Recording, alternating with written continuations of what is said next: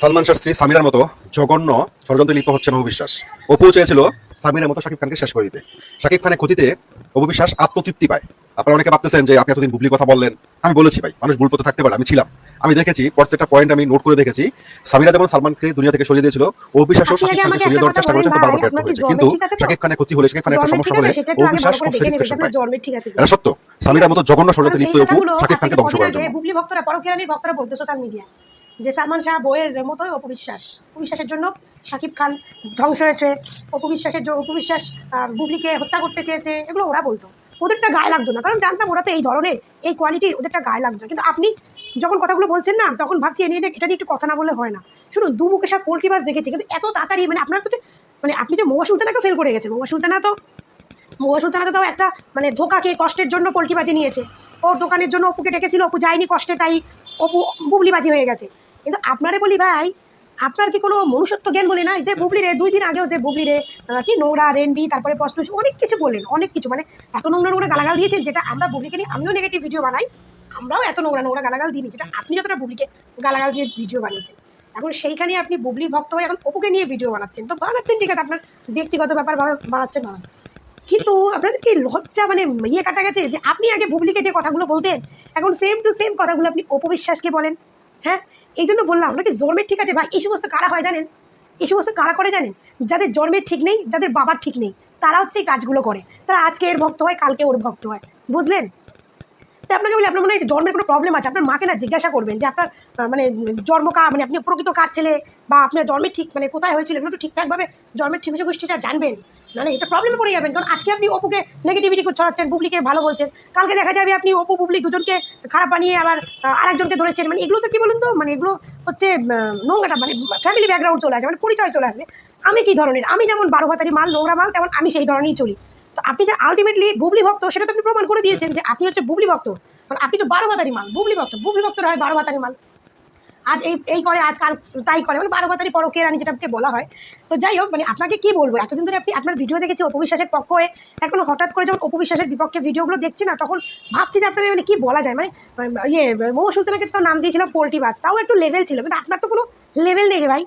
আপনি সালমান শাহর বইয়ের সঙ্গে অপু বিশ্বাসের তুলনা করছেন, আরে ভাই।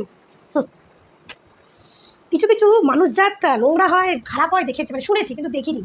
এই আপনাকে দেখে দেখে নিলাম, এক দেখেছি মৌয়া সুলতানাকে, আর একজন আপনাকে দেখে দেখে নিলাম যে আপনারা, সত্যি বলছি, আপনাদের মতো লোক যেখানে থাকবে না, আপনাদের মতো মানুষ যে দেশে বসবাস করবে না, সেই দেশের সম্পর্কে কোনোদিনও কোনোদিন কেউ ভালো কিছু শুনতে পারবে না।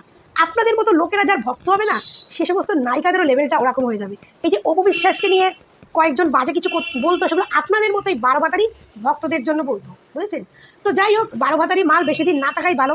আপনি যে এখন অপুকে গালাগালগুলো দিচ্ছেন, আপনি হঠাৎ করে এরকম পোল্ট্রি বাজি হয়ে গেলেন কি করে জানি না। তবে হ্যাঁ, আমি জানি আপনি ভয় পেয়েছেন, কারণ আপনি বুবলিকে যা গালাগাল দিয়েছিলেন, এবং শাকিব খানকে, যখন শাকিব খান আমেরিকায় ছিল, তখন শাকিব খানকে ভক্তদেরও অনেক থেট ফেট অনেক কিছু দিয়েছিলেন।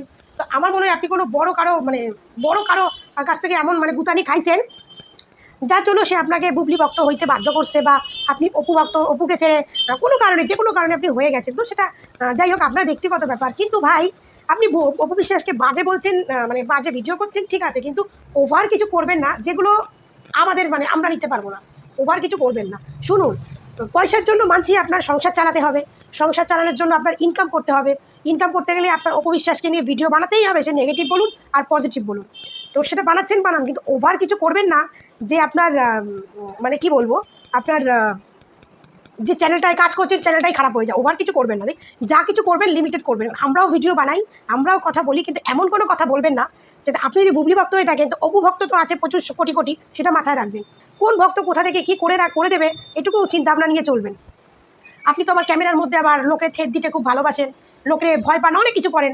তো অপু ভক্তরা, একটা কথা বলি, হয়তো আমরা বুবলি ভক্তদের মতো অত নোংরা নই, অত ছোট লোক নই যে আমরা আপনারা কিছু করে দেবো, ওই সমস্ত কিছু করবো না, ওরকম ভয় পাবেন না। কিন্তু অপুকে নিয়ে যদি বাজে সেরকম কিছু শুনি, তাহলে ভাই আপনার এই সোশ্যাল মিডিয়ায় এসে বুক ফাটিয়ে বলছেন না, এই বুক ফাটিয়ে বলাটা একটু আপনাকে কমিয়ে দেবো, ঠিক আছে?